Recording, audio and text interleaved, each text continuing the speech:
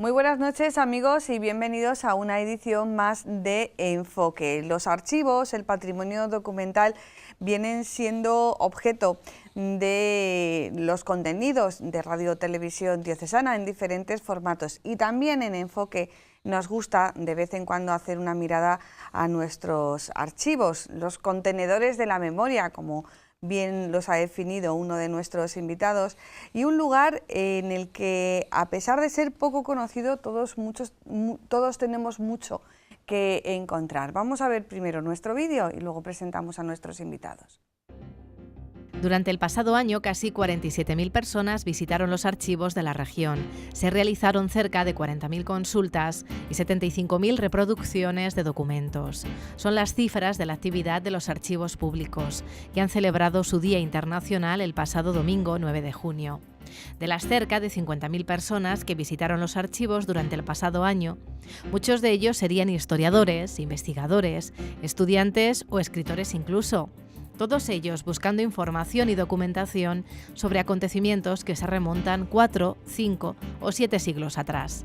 Un ejemplo, el documento más antiguo que se conserva en Toledo, concretamente en el archivo capitular, data de 1086, un año después de la conquista de Toledo por parte de Alfonso VI. Pero también hay otro tipo de usuarios, ciudadanos que buscan, por ejemplo, solucionar problemas con el catastro.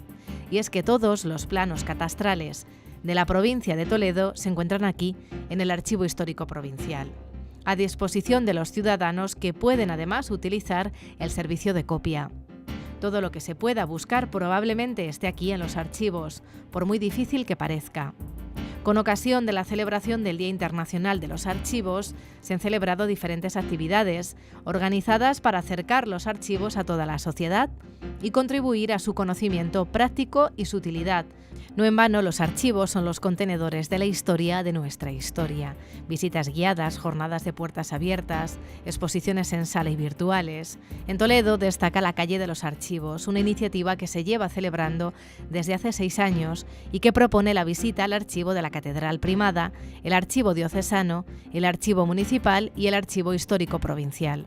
Hoy en Enfoque trasladamos esta Calle de los Archivos a nuestro plató para hablar de los contenedores de la memoria, los archivos.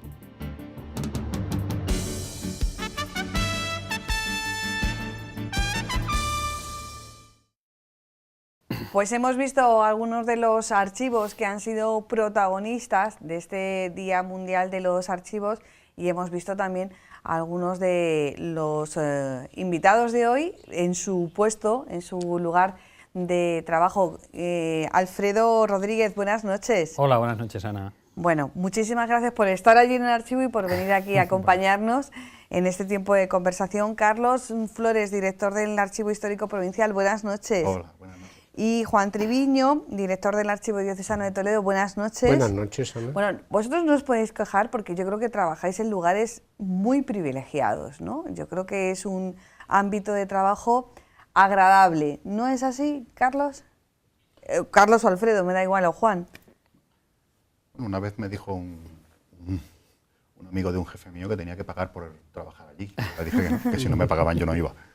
No, sí, pero sí es verdad que que son sitios muy, muy agradables y donde procuramos que haya un ambiente lo más tranquilo posible, y bueno, los líos que pueda haber pues los guardamos dentro, y al usuario se le ofrece un entorno más relajado y más tranquilo, que es lo que... ¿Cómo ha sido el Día de los Archivos, esa jornada de puertas abiertas, Alfredo? Pues este año, no sé qué dirán mis compañeros, pero yo creo que ha sido pues con una mayor participación que otros años. Nosotros, en una de las 2 visitas programadas, pues prácticamente tuvimos que no admitir a más gente porque no nos cabían en la sala donde lo hacíamos. O sea que este año ha habido más gente, yo creo. Carlos, Juan, vuestros días, Juan. Sí, ha ido un grupito mayor que el año pasado. La verdad es que no es fácil porque es un día laboral, también es un día que las condiciones de los que pudieran acceder pues no es fácil que se desenvuelvan, pero va creándose una cierta conciencia, ¿no?, de intentar observar, ver qué son estos documentos que se conservan, y también el trato que se da a la gente es un trato correcto y les gusta mucho también pues conocer estos elementos, ¿no? ¿Qué busca la gente cuando acude a un archivo en un día como es el Día Internacional de los Archivos? ¿Va con curiosidad? ¿Va diciendo a ver qué hay aquí, a ver si esto es tan siniestro como algunos piensan? Carlos, ¿qué busca la gente? Tienen curiosidad porque realmente la mayoría de ellos no tienen idea de lo que se van a encontrar. Buscan el documento monumento, el documento llamativo, que es también lo que les ofrecemos. Para un día de estos tampoco les vas a contar otras cosas. Y en nuestro caso también buscan el edificio. Hay gente que viene atraído por verle el patio interior y las yeserías mudéjares que solo se pueden ver en visitas como esta, pero sobre todo buscan, es natural, la curiosidad y lo que podamos tener más llamativo. Para eso lo hacemos.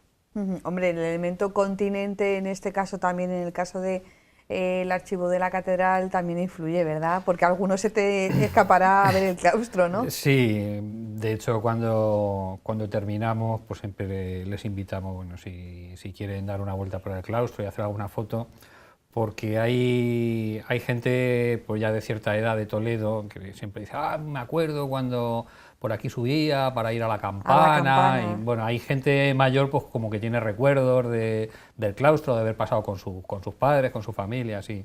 Es un lugar, yo creo que está pues muy metido en la memoria de los toledanos, que ya tenemos cierta edad, claro.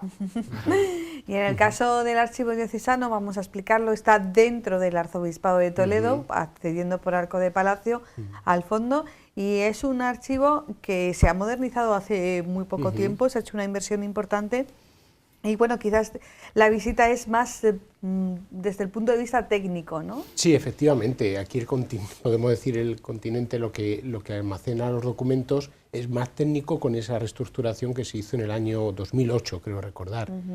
Entonces es el mismo palacio, las dependencias donde la sede del arzobispo, debajo hay unas 3 plantas, lo que era antiguamente el palacio de verano de los arzobispos, se habilitó en esa obra de reforma muy profundamente, ¿no?, con todas las instalaciones. Agradecer por mucho todo lo que supuso, porque era, entenderme, casi un almacén, ¿no?, y ahora ya poco a poco se van dando pasos de que sea un archivo como más técnico, se va trabajando en esa línea. Y entonces, claro, además de ver las cajas o miles de cajas que almacena, pues hay alguna pequeña estructura bonita, pues en cuanto a alguna bóveda o algunos artesonados, alguna jácena de madera o alguna pintura, en concreto el cardenal Sandoval del siglo XVII, pero en principio no es tan bonito, podemos decir. Pero vamos, la hermosura también de los documentos también están para que la gente lo pueda ver. ¿Para qué sirve un archivo en el siglo XXI? Alfredo. Pues fundamentalmente para 2 cosas, para conservar, por un lado, conservar documentación, y para poner esa documentación a disposición de los interesados, de los investigadores, para que trabajen con ella. Los archivos hacemos dos labores fundamentales, esa conservación y también esa difusión de los contenidos que tenemos. Esas 2 labores, conservar y difundir, quizás la labor de la difusión es más de unos años a esta parte, ¿no? Porque siempre los archivos, no así las bibliotecas, han aparecido como más cerrados, ¿no? Los archivos, en lo que llevamos de siglo, han cambiado radicalmente en muchos aspectos, ¿no? Y uno de ellos es efectivamente el papel de la difusión, que hace 25 o 30 años era como una cosa más residual, y desde luego ahora no. Pero esos cambios son cambios sociales. Ya no se concibe una institución encerrada en sí misma, que tiene valor por lo que es. Bueno, tiene valor por lo que es, pero tienes que enseñarlo de alguna manera, ¿no?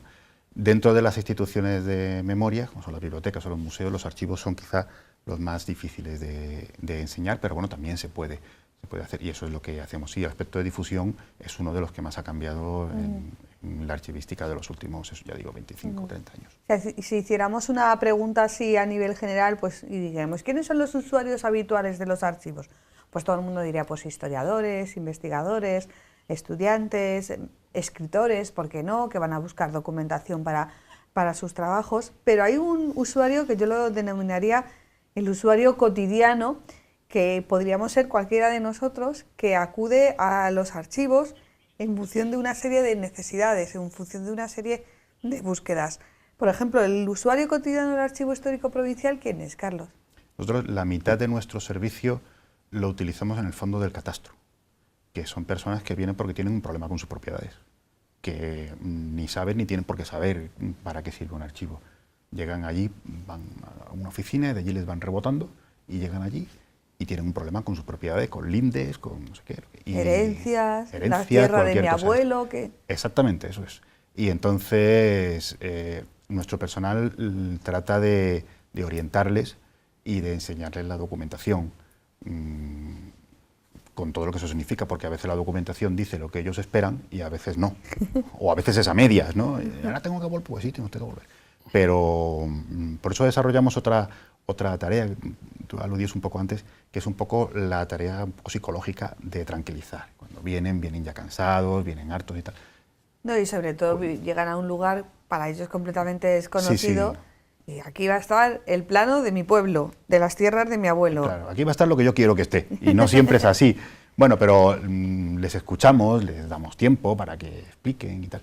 Y eso ayuda mucho, Y sí, es la mitad de nuestro servicio. Parece que es que de vez en cuando viene alguien, no, vienen miles de personas a esto, al cabo del año. El usuario cotidiano del Archivo Diocesano de Toledo. Sobre todo vienen a ser investigadores y mucho relacionado con la vida interna de la Iglesia en cuanto, por ejemplo, genealogías o ascendencia, gente que busca pues sus antepasados o va enlazando con sus partidas sacramentales, ¿no? Aquí sí que es verdad que nosotros hacemos una salvedad siempre. Por favor, busquen primero en las parroquias, que es donde están pues los datos directos, ¿no? ¿Por qué? Porque hay un cierto rumor de que está todo aquí centralizado y no es así. Hay una tendencia en España que sí que tiende a eso, pero los archivos primarios donde los fieles tienen sus datos sacramentales son sus parroquias, ¿no? Si se hubiese destruido, pues ya habría que ver las copias. Pero muchas consultas, por ejemplo, van en esa línea, ¿no? De datos pues más bien de partidas sacramentales y demás. Y otro pues son más bien unos aspectos, diríamos, técnicos de investigadores, ¿no? En cuanto a tesinas o tesis, investigaciones más de trabajos, de estudios, académicas, y eso es un ámbito pues como más plural y vienen buscando determinados datos, ¿no? También hay un arco bastante amplio de gente muy implicada en la historia local de sus pueblos. Hay, podemos decir, como una generalización de un deseo de conocer la historia en los pueblos, y hay datos de cofradías, hermandades, de la vida de la Iglesia, de los propios templos, pues ahí buscan como esos ciertos rastros que en el archivo, en este caso histórico, diocesano, lo puede haber, ¿no? Y sí que me gustaría, al hilo de mis compañeros, indicar también pues, que los archivos reflejan la vida de la institución. Es como una memoria escrita o visual, o depende, hay otros campos de archivamiento de documento, ¿no? O de documento técnicamente puede ser un papel, pero puede haber otras maneras también de gestionar, pues, o fotografías, o ahora el desafío de las tecnologías va a ser muy amplio, ¿no? Pero es un reflejo de la institución que vive. En este caso, los archivos, llamaríamos eclesiásticos, un reflejo de la vida de la Iglesia, ¿no? O los archivos civiles tienen su connotación, o lo del Estado, o lo de casas nobiliarias. Cada archivo viene a ser un reflejo de la institución que crea esa propia documentación. Pero Juan, por ejemplo, los archivos que conserva una parroquia, bueno, si fueron destruidos, eso el párroco lo sabe. Bueno, pues en 1939, en el 36, entre el 36 y el 39, o en la invasión francesa, que también fue un destrozo absoluto, eso la parroquia lo sabe. Pues del 36 para atrás no tenemos nada. Pero en el caso de que los archivos se hayan conservado en una parroquia, ¿hay copia en el archivo diocesano o lo que está en la parroquia solamente está en la parroquia? No hay copia, excepto lo que está declarado que se haga copia para enviar también al archivo diocesano. Por ejemplo, un ejemplo práctico. Un ejemplo, partidas sacramentales. Es decir, por la destrucción de documentos de los fieles cristianos, su historia personal, su bautismo, su boda, por ejemplo, su defunción, ¿no? Su confirmación, esos datos históricos por las pérdidas a lo largo de la historia, se mandó en el Código de Derecho, creo que ya de 1917, que se expidiese doble copia. Y por escrito. En previsión de, o porque ya pasaban cosas. Ya pasaban cosas, se desaparecían material, porque eso afecta mucho a la vida de las personas, ¿no? Los papeles que a veces son como mucho, podemos decir, engorrosos, pero también hay que moverse con ellos. Entonces ya la Iglesia, en previsión de eso, mandó que se hiciese copia. Entonces lo original está en un archivo parroquial, ahí lo conserva, y si no, a partir de unos siglos, o sobre todo muy recientes, hubiese copia en el diocesano, ¿no? Pero es una pequeña confusión, que es verdad que muchas de las atenciones que hacemos van en esta línea, ya más telefónica. Quisiera saber el dato de mi abuelo, el no sé cuánto, no sé qué, y a veces pues es un poco engorroso, claro, porque nosotros le decimos primero en la parroquia, es que no existe. Pues mire, si no existe, aquí tampoco, a no ser que sea desde unos siglos hacia atrás, ¿no? Sobre todo, luego los registros civiles, pudiera haber datos de nacimiento también, pero son de finales del siglo XIX, ¿no? Entonces hay una serie de datos que la gente pues le vamos intentando, entiéndase, formar, educar, es una labor ayudar, educativa. claro, pero claro, pues no podemos abarcar todo, entonces esto sirve también públicamente para decir, tranquilos, que las partidas sacramentales están en las parroquias, si no, pues hacemos lo que podemos, ¿no? Es que si no son muchas llamadas. Y Alfredo, ¿el usuario habitual, el usuario cotidiano del archivo capitular? Quizá un poco como el que pueda ir al archivo diocesano con un perfil de investigador. Lo que pasa es que nosotros, por el tipo de fondos que se conservan, pues quizá el grupo más numeroso sean los historiadores, pero luego hay también historiadores del arte, hay musicólogos. Porque Eso te iba a decir, musicólogos. Sí, bueno, de hecho el sábado pasado hubo un concierto en la catedral con música que los musicólogos que están trabajando en la catedral han recuperado de las partituras que se conservan. También filólogos, porque en la documentación medieval muchas veces intentan rastrear pues cuándo es la primera referencia escrita de una palabra. Entonces tenemos documentos del siglo XIII, del siglo XIV, del siglo XII, y bueno, pues los filólogos los trabajan. Historiadores de la economía, o sea, gente, bueno, como quizá lo más curioso, como hace unos meses recibimos la visita de un catedrático de entomología, es decir, un especialista en insectos, que había venido a estudiar la extinción de las plagas de langosta. ¿En la Catedral de Toledo? Sí. A ver, ¿por qué? Bueno, pues porque las plagas de langosta eran algo periódico hace unos cuantos siglos y había muy desarrollado un sistema para acabar con esas plagas, y hay pues documentación conservada sobre eso. Y eso es lo que vino a estudiar este señor al archivo. No os aburrís en vuestro trabajo, ¿no? No. Pues no, eso es otra cosa que también es una tarea discreta, coincidirán también mis compañeros, porque es una tarea bastante discreta, sencilla, pero de un nivel de trabajo muy, muy arduo y muy profundo. Yo siempre les pongo a lo mejor un pequeño ejemplo del archivo diocesano, ¿no? Decir, bueno, pues ahí está uno metido todo el día y bueno, parece que si va gente haces algo, si no, parece que no se hace nada. Digo, mira, por ejemplo, un ejemplo práctico, ¿no? Que yo les indico. Hay unos 7 o 8 fondos grandes, podemos decir. Un fondo es como un almacenamiento, digamos, de una documentación con un sentido, de una forma, ¿no? Sí. El fondo, por ejemplo, de expediente de órdenes, lo que uno, después de Trento, pide al obispo que me ordene, qué tal, ¿no? Ese fondo de expediente de órdenes tiene unas 2.200 cajas en este archivo diocesano histórico nuestro, de Toledo, ¿no? Esas 2.200 cajas, tamaño pues folio, ¿no?, de este tipo, cada una de ellas puede albergar más o menos quizá unos 60 expedientes. Están almacenados, pero no se sabe ni quién lo pide, ni de dónde es. Una catalogación sería pues extraer esos datos, ¿no? Pues el trabajo de catalogación, podemos decir, poniendo nombre, apellidos de la época como eran, ¿no? De dónde viene, qué pide, y también los grados que ha estudiado, o también el expediente cómo se ha resuelto, puede llevar de trabajo más o menos, y leyendo ese texto con esa letra de siglo XVI, leyéndolo así, puede llevar más o menos cada caja unos 2-3 días de trabajo. Entonces, pues, imaginemos, ¿no? Hay 2.200 cajas, con lo cual uno, si forma una hermandad de investigadores solo de expedientes de órdenes, puede tardar unos años en que queden catalogados mínimamente, ¿no? Es decir, es una de las cosas que los archivos siempre expresamos, ¿no? Pues la amplitud de trabajo que se podría desenvolver y que por carencias pues normales, personales o técnicas o de tiempo o de la misma amplitud de estos archivos tan grandes cuesta, ¿no? Muchas veces, ¿no? Y son ejemplos, coincidirán mis compañeros también, que es bonito también, es una tarea como muy vocacional, ¿no? Muy paciente, porque también lo que se tiende a construir normalmente bien queda para el futuro, ¿no? Claro, que digamos que hay que ser meticuloso en esa tarea de catalogación. Los archivos, en el caso del archivo capitular, o bueno, en los 3 casos, ¿siguen dando sorpresas o ya no hay poca? Alfredo hace así como diciendo, todavía quedará, ¿no? Cada vez menos, porque en nuestro, claro, yo no sé en otros archivos, en nuestro caso, cuando se hizo la obra de restauración del claustro de la torre, que fue cuando se hicieron las instalaciones actuales, hace pues, como unos 8 años, sí. 8 o 10, no sé.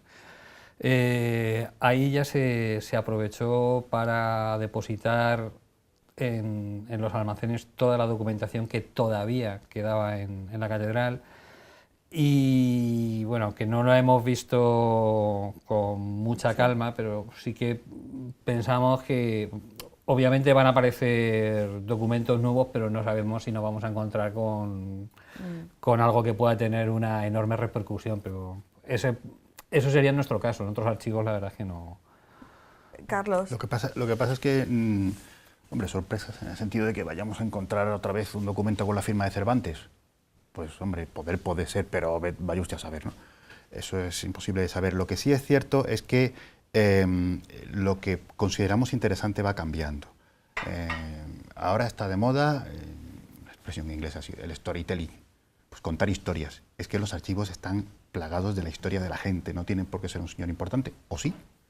Y las historias de lo que cada uno le va pasando, te pones a rebuscar en los documentos y las encuentras allí. Entonces, las sorpresas no son tantos espectacularidades que a lo mejor, como dice Alfredo, pues ya es difícil que aparezcan. Puede ocurrir.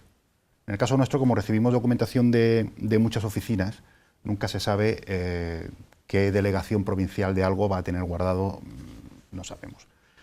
Pero no buscamos, yo por lo menos ya no busco eso, sino que busco las historias de la gente más corriente y te las encuentra, la gente sorprendente. Puede ser gente corriente en situaciones más o menos extremas, pues el caso de la guerra civil es como muy llamativo, o puede ser la gente corriente en situaciones normales que a veces dan mucha idea de la vida cotidiana en el siglo XIX o en el siglo XVII, operaciones corrientes, cuando el escribano transcribe la manera de hablar de las personas. Eso sí que da de sí. Nosotros tenemos un blog y en nuestra página de Facebook, todas las semanas ponemos algo y yo al principio pensaba, me voy a quedar sin temas. Bueno, tenemos una lista de cosas tremenda y salen constantemente, porque sí que salen cosas nuevas. Y son cosas que interesan a la gente, o sea, que no hay que ser ni historiador ni investigador para encontrar ese interés, ese nexo común. Por ejemplo, la semana pasada estuvimos visitando el histórico provincial y había un señor que él estaba empeñado en recorrer la historia de su pueblo y claro, dice, si es que aquí yo empecé como hobby, dice, pero esto casi se está convirtiendo en una obsesión, casi. En una sí, obsesión, sí, ¿no? sí. Porque claro, cuanto más busca, más encuentras, ¿no? En el diocesano pasa lo mismo, ¿no? Sí, claro. Además, aquí sí que es verdad que el volumen tan grande que hay y el almacenamiento que se recepcionó en ese año 2008 con una tarea pues abrumadora, ¿no? Allí hay más cortes, ¿no? Ahí es posible que al ir viendo, como no hay una clasificación, podemos decir, más detallada, es posible, pero de todas formas ya se sabe que en este archivo el documento más antiguo están traspapelados entre medias de otros, suele ser del siglo XV, que está bien, vamos, para un archivo le da mucho valor, pero es cierto lo que coincido con lo que dice Carlos, ¿no? Que también depende el interés que uno quiera buscar en esa documentación, ¿no? Es decir, voy a buscar pues una cosa importantísima y de todas formas es verdad que sí que aparecen para un investigador que sabe valorar algo importante, o del Greco o de algún artista, alguna cosa que ha aparecido recientemente, ¿no? Pues se encuentra uno que no, ahí va, esto es importante y se da a conocer, ¿no? Aquí sí que es verdad, yo diría en ese sentido, si los archivos ya van catalogándose internamente, pues queda menos espacio, porque lo físico es lo físico. Luego la interpretación que se dé. Y luego también no olvidemos que hay cosas que pueden estar entremezcladas unas con otras y son sorpresas también. Sí, que eso solamente lo sabes cuando abres el Exactamente, expediente, cuando abres claro. la caja. Sí. Bueno, en antigüedad de documentos creo que ya gana Alfredo, ¿no? El capitular gana, ¿no? De largo, además. Claro. Sí, El documento más antiguo, que es el que os mostramos cuando, Sí. cuando vinisteis a preparar el reportaje, pues es ese documento del año 1086, el año después de la conquista de Toledo, que es cuando Alfonso VI funda la catedral y el cabildo, que es la institución que crea el archivo. Nosotros, bueno, somos archivo de la catedral, pero en realidad nuestro nombre es archivo capitular, el archivo del cabildo. Entonces sí, el documento más antiguo es de finales del siglo XI, 1086. Y luego en la biblioteca también tenéis un En la biblioteca también son del siglo XI. Lo que ocurre es que hay en la encuadernación de un libro, como en el reciclaje es algo muy antiguo. no hemos inventado nada, No ¿no? hemos inventado mucho. Antes los libros, los manuscritos eran bienes de valor. Y incluso cuando se rompían o quedaban en desuso por lo que fuera, ese material, ese pergamino se empleaba pues, muchas veces para reforzar encuadernaciones. Entonces, el escrito más antiguo que tenemos en el archivo es una de esas páginas de pergamino que está reforzando una encuadernación de un libro posterior, pero es una página de un Apocalipsis que es del siglo VIII, como del año 730 más o menos. ¿El documento más antiguo de España? Creo que ahora lo han descubierto uno más antiguo, me contaron hace no mucho, del siglo VIII. Del siglo Del VIII, siglo ¿no? VIII, del 700 y pico. Está en el Archivo Histórico Nacional, si no me equivoco. Bueno, pues ahí está el No capitular. lo puedo asegurar del todo, porque ahora mismo hablo de memoria, Sí. pero creo que sí. Sí. Bueno, estamos hablando de documentos antiguos del siglo VIII, del siglo XI, del XVI, del XVII, del XVIII y del XIX. Pero claro, ya hemos hecho una pequeña ilusión con el catastro. Claro, cuando hablamos de catastro, tenéis el catastro de la Ensenada, pero también tenéis el catastro actualizado a fecha de hoy. Pero ¿cuáles son los documentos más modernos que tienen los archivos? Porque el archivo no solamente tiene ese ingente trabajo de catalogación y clasificación, sino que constantemente le están entrando documentos nuevos, ¿no? Tenéis que tener una especial paciencia. En el caso del archivo diocesano, Claro. hay que hacer alguna acotación, ¿no? Sí, es que es complejo. Es decir, en archivística, pues una cosa es el archivo, podemos decir, vivo. Un archivo vivo, pues es que se está gestionando una documentación, ¿no? Entonces, esos archivos los genera una institución, los salvaguarda el encargado, y esos archivos llamados vivo o en ejecución, pasado un tiempo, más o menos se puede decir unos 25 años, pasarían a lo que se llamaría un archivo intermedio, de documentos que, bueno, en un sitio los tengo, pues necesito una copia de esto, necesito tal, uy, pues esto se hizo este año. Entonces ahí se harían como unas selecciones progresivas, ¿no? Un archivo en ejecución, un archivo intermedio y finalizando luego en el archivo ya, podemos decir, de depósito final, que serían los archivos propiamente históricos, ¿no? Entonces, la misma vida de la Iglesia, por ejemplo, nuestra parte sería una parte dependiente en principio de Secretaría General del mismo obispado. Ahí gestiona pues todo lo que sería pues la vida interna de la Iglesia, ahí todo ese elenco documental se iría gestionando y luego, pasado el tiempo, se harían los traspasos a esas estancias, podemos decir, intermedias, para un depósito final en un archivo histórico, ¿no? Con esos plazos temporales que ya digo que en O sea, España que vosotros lo más moderno que tenéis tendrá por lo menos 75 o 100 años. debiéramos, claro. Lo que pasa es que a nivel de almacenamiento, pues como están las instalaciones nuevas, se puede ir recibiendo ahí almacenando, sabiendo pues que estas cosas que se pudiesen necesitar están ahí ubicadas, almacenadas, ¿no? Claro, pues por ejemplo, dentro del archivo diocesano está el fondo de don Marcelo González Martín. Depende, don Marcelo tiene una parte, podemos decir, la parte pontifical suya está aquí, es un fondo todavía reciente, todavía está en catalogación interna y ya se ofrecerá cuando se vayan abriendo series. Otra parte, él mismo quiso que quedase su parte más personal en el archivo capitular, ¿no? Entonces, los archivos de los pontificados que se llaman también formarían parte de los archivos históricos, ¿no? Pero igual, desde los obispos más antiguos a los actuales, pero esos son datos propios de Secretaría General, y luego, pasado el tiempo, pues se va haciendo la selección y se deposita en el histórico al final. ¿Y en el capitular qué tenemos? ¿Lo más nuevo? Pues bueno, también la parte que llegó del fondo de don Marcelo, aunque eso no está propiamente integrado dentro del archivo, pero sí tenemos pues documentación reciente de la catedral, de obras que se van haciendo, de otro tipo de cuestiones que en principio pues tenemos almacenada, depositada, que iremos describiendo con el paso del tiempo, incorporándolas a los fondos del archivo. Pero claro, la catedral, pues lo mismo que la diócesis, que el obispado, que la diócesis o que las oficinas de la Junta, son organismos vivos, siguen generando documentación y esa documentación con el paso del tiempo pues acaba llegando al archivo.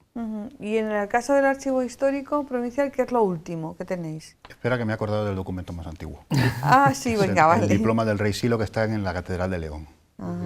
Lo que pasa es que sí es verdad que algo he oído de alguno más reciente, o sea, más antiguo todavía, pero vamos, siempre es el diploma del rey Silo, que es del principio del siglo IX.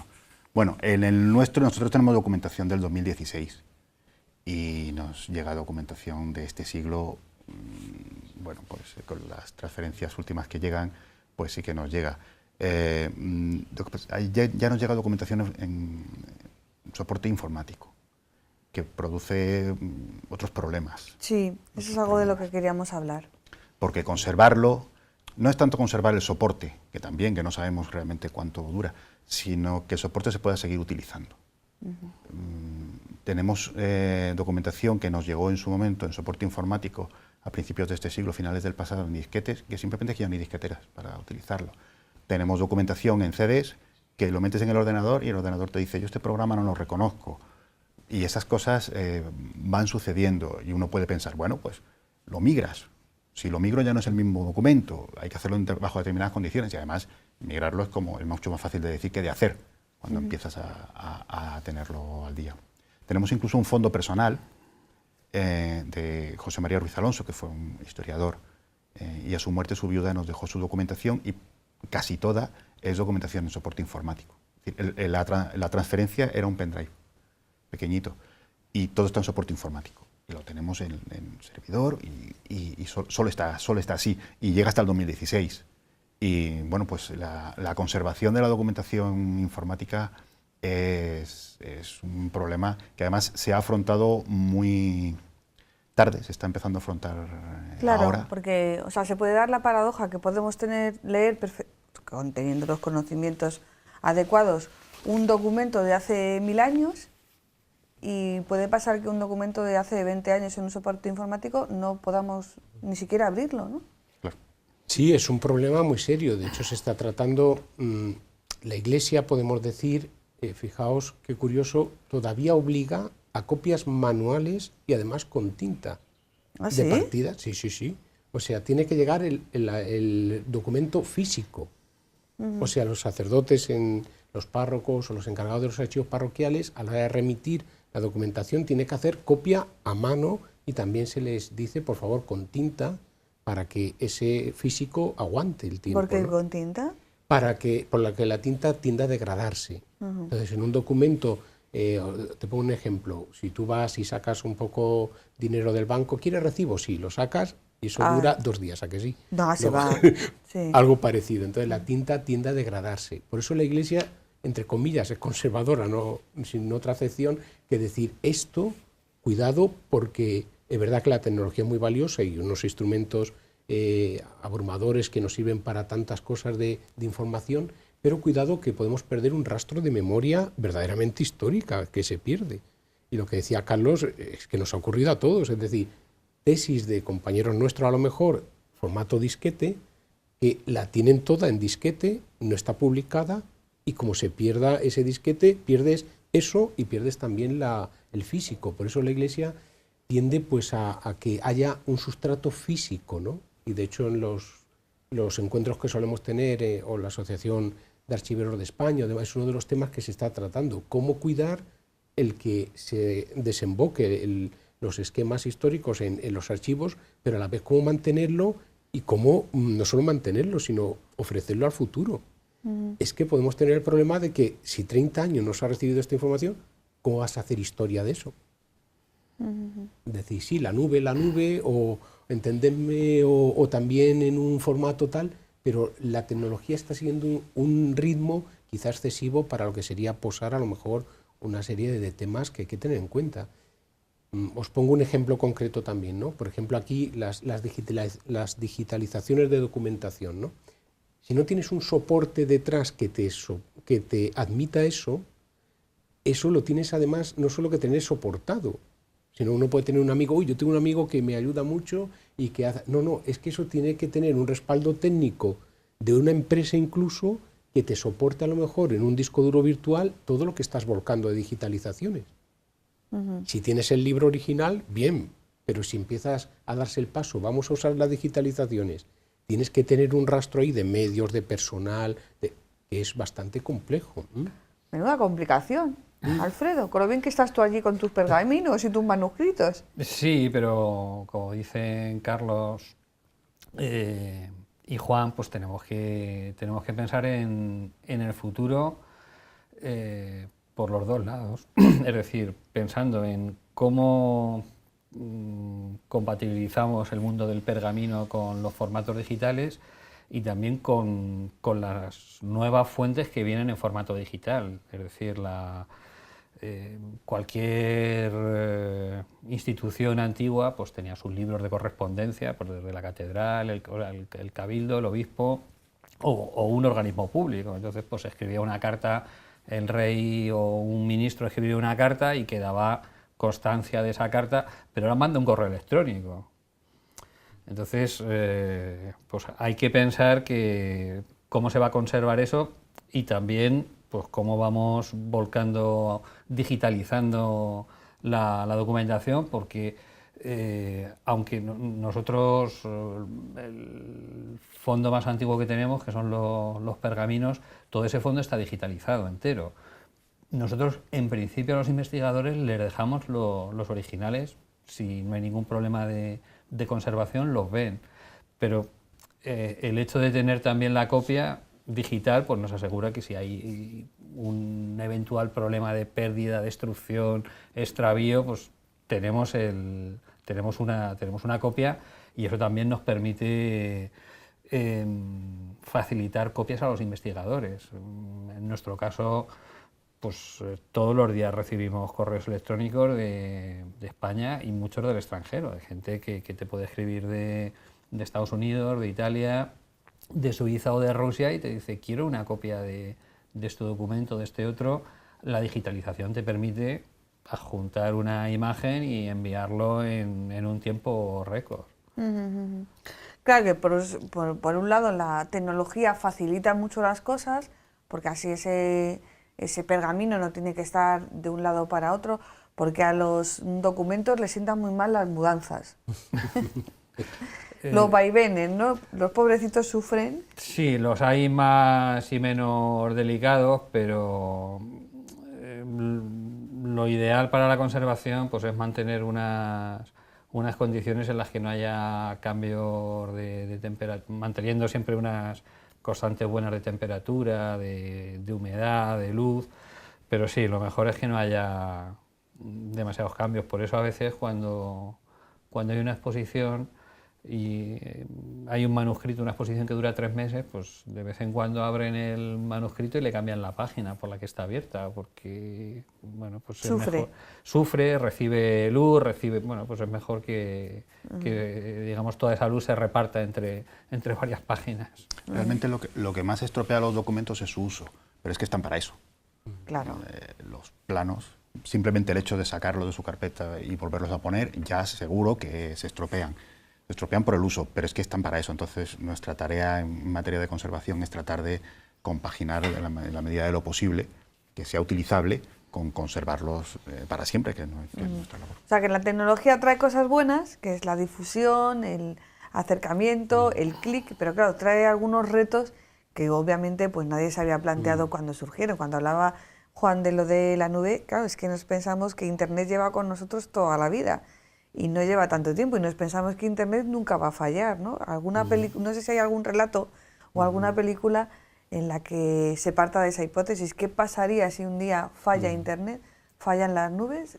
¿Qué pasa? Claro, sí, he querido apuntar algunos problemas, pero por supuesto, vamos, el avance Sí. que supone el que tengas un documento digitalizado.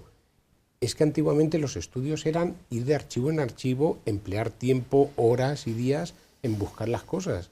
Y aquí directamente, yo he trabajado en el histórico también, en mis estudios, en el capitular, es que es una comodidad para el investigador pues abrumadora, ¿no? Es decir, tener a mano en pocos minutos una documentación que te costaría por un correo ordinario, eso abre una perspectiva muy buena, ¿no? En cuanto a la investigación. Vivimos en una sociedad con mucha información y a veces poca formación, pero eso es una tecnología que ayuda. Yo iba más bien en la línea, como decían mis compañeros, de cómo nosotros con una mentalidad un poco histórica conservar lo que vamos recibiendo. Es donde yo veo a lo mejor un poco más de problemática, porque todos a lo mejor decimos, yo quiero conservar las cartas de mi abuela, ¿no? Oye, pues las cartas de mis parientes, qué bonito, las conservo, me dan fe de qué historia, pero hoy fijaos, ¿quién conserva un correo electrónico? Claro. ¿Quién conserva un mensaje de WhatsApp o quién conserva algo importante que he transmitido por un medio, ¿no? De este tipo? Entonces, es lo que yo digo que a lo mejor podemos perder unas ciertas elementos que ayudarían mucho a comprender mucho la historia para el futuro. Vivimos como un presentismo tan grande que aquí ahora tener esto dominado y luego se nos olvida pues un cierto legado, ¿no? Las mismas comunicaciones de los señores obispos, ¿no? Pues muchas veces si son por correos y demás, eso ya en cuestiones de secretaría debieran tener esas pistas, ¿no? Ir almacenando, ir guardando. Claro, una parte muy importante de los archivos son las correspondencias, sí, ¿no? Sí, eso es, sí. O sea, las sí, cartas. depende de la institución, claro, o sea, en el archivo diocesano, pues una parte, los pontificados, pues tendrían sus partes, ¿no? Pero es que hay muchísimos elementos, ¿no? De conservación. ¿Un WhatsApp, el contenido de un chat de WhatsApp debía ser materia de archivo? Sí, claro. Sí, el problema es más técnico que otra cosa, porque evidentemente hay chats de WhatsApp que pueden tener interés o valor como fuente, como documento. La cuestión está en ver cómo y de qué manera se puede almacenar eso. De hecho, ahora mismo el juicio del proceso utiliza WhatsApp como medios de prueba. Como Entonces, pruebas. Esas pruebas tienen que conservarse de alguna manera. Y no solamente de aquí a que haya sentencias, sino tienen que conservarse para siempre. No está nada claro cómo se conservan los WhatsApp. Ni esto ni ninguno, vamos. Y esto es un... Bueno, hay WhatsApp que han reventado... de todo, campañas electorales y empresariales y de todo. Los WhatsApp son muy peligrosos. Bueno, los carga el diablo, podemos decir. Claro, son documentaciones históricas, entonces por eso yo decía un poquito que somos un poco distintos, porque Carlos lleva un archivo, podríamos decir, como mucha vivencia actual, Alfredo y un servidor como más una vivencia como más histórica, ¿no? Digamos que lo que os llega a vosotros ya ha reposado un poco, ¿no? Sí, debiera. Debiera haber reposado un sí. poquito. Nos quedan apenas 3 minutos para terminar. Habría muchas preguntas que hacer. Bueno, va a haber más iniciativas de estas, ¿no? Para aquellos que o no pudieron acercarse el viernes o, bueno, se habían quedado con el gusanillo, va a haber más iniciativas de estas, ¿no? Porque hay que abrir los archivos, ¿no? Sí, eso es lo que se persigue fundamentalmente con la celebración del Día Internacional de los Archivos, pues mostrarlos a la sociedad, que nos conozcan y bueno, tendremos que reunirnos para valorar la iniciativa de este año, para perfilar lo que se hace el año que viene. En esta calle de los archivos también está el archivo municipal, con Mariano García Ruiz Pérez al frente, que también hablando de este tema me decía, pues el último documento que ha entrado, pues el correo electrónico que has mandado pidiendo la entrevista. Digo, pero ¿cómo va a ser eso un documento? Dice, hombre, pues claro, tienes que quedar constancia. Claro. O los enlaces con los reportajes o con este mismo programa que os mandaré mañana. Claro, eso también tiene que quedar constancia, ¿no? Claro. Y si un día se cae YouTube... Ahí estamos en la problemática. Pues efectivamente. Dejamos abiertas inquietudes. Nosotros no podemos resolver todo, pero lo lanzamos. Bueno, no queremos provocar tampoco ninguna pesadilla, pero bueno, para cuestiones prácticas, ya sabemos que si tenemos algún tema del INDER, de propiedades, de pues esto de las herencias, del abuelo, de tal, al archivo histórico provincial. Antes a la gerencia del catastro. ya lo desviarán ellos al archivo si tienen que ir. Sí. pero antes Recomponer nuestro árbol genealógico o saber de nuestros historias, abuelos. cofradías, hermandades, expedientes de órdenes, capellanías, fundaciones, reparaciones de templos, pontificados, todo ese tipo de cosas de la vida interna de la Iglesia, pues también los fondos que puedan estar catalogados se puede ofrecer. Pontificados a partir de, bueno, el de Don Claro, Marcelo no está más o abierto menos todavía. no, claro, la época temporal solemos poner, pongamos 100 años de entrada, aunque pueden ser unos 75. 75 Claro, años se van hacia abriendo atrás. poco a poco series y luego catalogándolo. Y todo lo que queramos saber sobre la catedral, ¿desde cuánto gastaba en velas? Hasta... Sí, Sí. Ahora precisamente hay un investigador trabajando sobre eso, sobre el gasto en cera, sí, pero bueno, desde eso hasta cualquier a otra donde se cosa. remontan los autos sacramentales. Ahora, por ejemplo, para Corpus que vamos a tener un auto sacramental, bueno, de dónde viene la tradición y todo esto. Pero os planteo ahora la pregunta al revés. Pues, bueno, lo has comentado tú, sí que hay historiadores que ceden sus archivos. ¿Qué es lo que una familia debería de conservar? Vosotros como archiveros. Tú guardas todo. Yo te veo a ti guardando hasta el último recibo de la luz, Carlos. Bueno, tengo que confesar que en mi casa es mi mujer la que lleva la Ah, vale. la verdad. Y lo guarda no, ella también es archivera, así que no guarda todo. Bueno, hay una casa muy ordenada. Hace expurgos. Hay cosas que tira, hay sí. cosas que tira. La documentación pública está sometida a las leyes, pero la que no es pública está sometida a lo que cada dueño quiera guardar. Guardas lo que quieres guardar, no tienes que complicarte la vida. La documentación de tu familia, la que a ti te parece importante, que para eso es quien la tiene, no tienes un especial interés. La ley solamente dice que si pasa de 100 años ya no la puedes tirar tan alegremente. Bueno, pues con no esperar a los 100 años ya está suficiente. Y luego en las familias realmente hay que pensar que mucha de la información está en otros sitios. La información básica sobre nacimiento, matrimonio o uniones, muertes, está en los registros civiles, incluso si lo hace por la Iglesia, pues en los registros de la Iglesia. La información profesional pues está en otros lugares y a lo mejor no tienes que conservar eso y es más importante que conserve las cartas personales, lo que tenga un valor sentimental. Realmente cada poseedor de un archivo personal o familiar decide en función de sus intereses o de sus sentimientos en cada momento lo que quiere y no quiere guardar.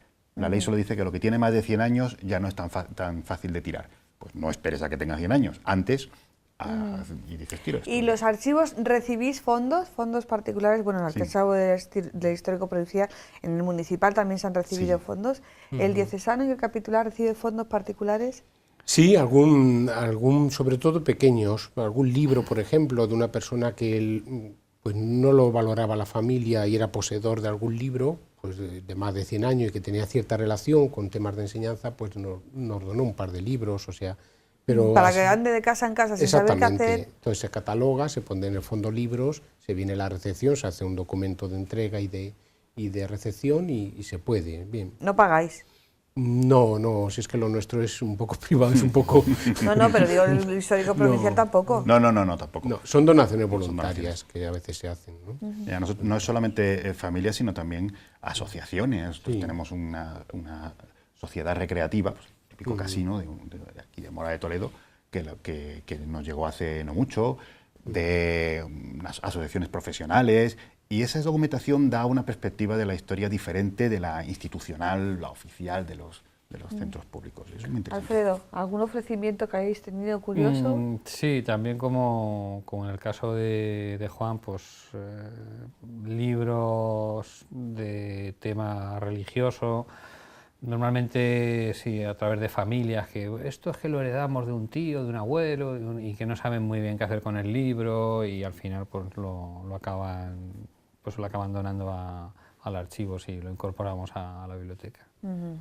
Que no significa esto que lo cojáis todo, que siempre que tenga alguna relación, pero que bueno, que antes de, en ese caso, ¿no?, de que sabemos que tiene que valer algo, pero que no sabemos muy bien qué, pues pues llevarlo a un archivo y examinarlo.